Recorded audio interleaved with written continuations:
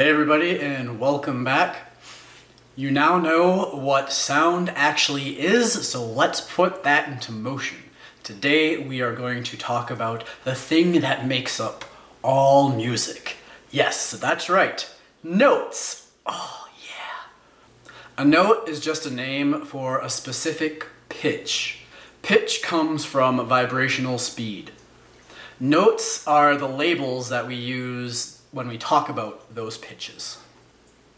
In music, there are only 7 letters that you have to keep in mind. That's right, goodbye the rest of the alphabet.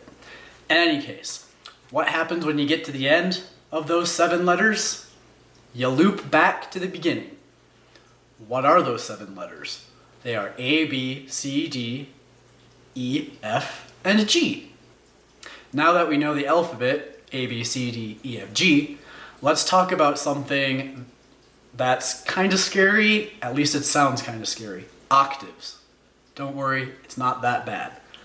An octave is essentially the same note, so let's take C for example, but it's higher or lower than the one you start on.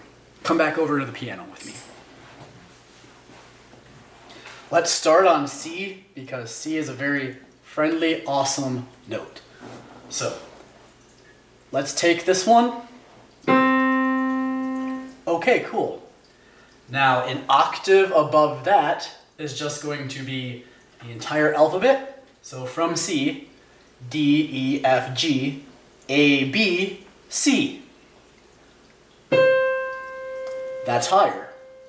Now we can take it in the opposite direction and go lower.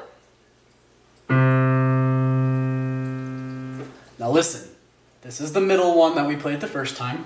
1 octave higher and 1 octave lower. Not that terrible, right? Now let's cut to what this looks like in actual music.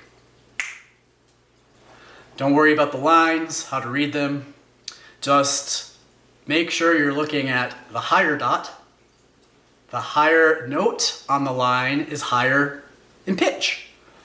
And the lower dot means that it's just lower in pitch. So essentially, the higher the note, the higher on the staff or scale it is. Again, we'll get to that later.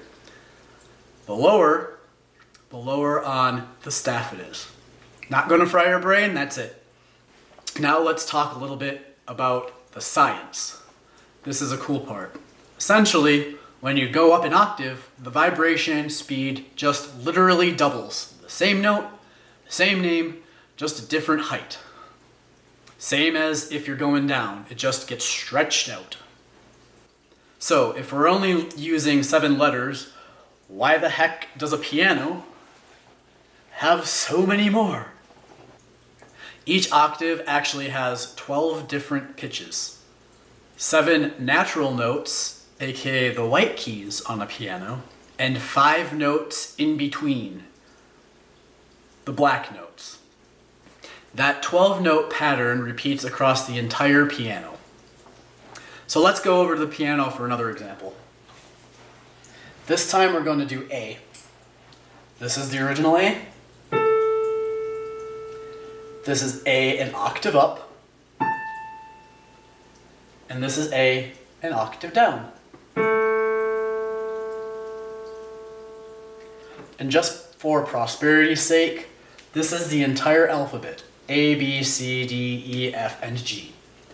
A, B, C.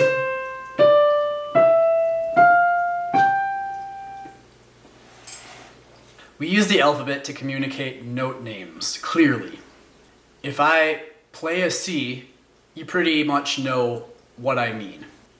Once note names make sense in the sequencing, it'll make things a lot easier from here on out. So that was a lot. Let's go over it, shall we? What's a note? A note is a named pitch. The musical alphabet goes from A to G. Notes repeat in something called octaves. Higher notes have higher pitches. Lower notes have lower pitches. White keys mean they're natural notes. That's it.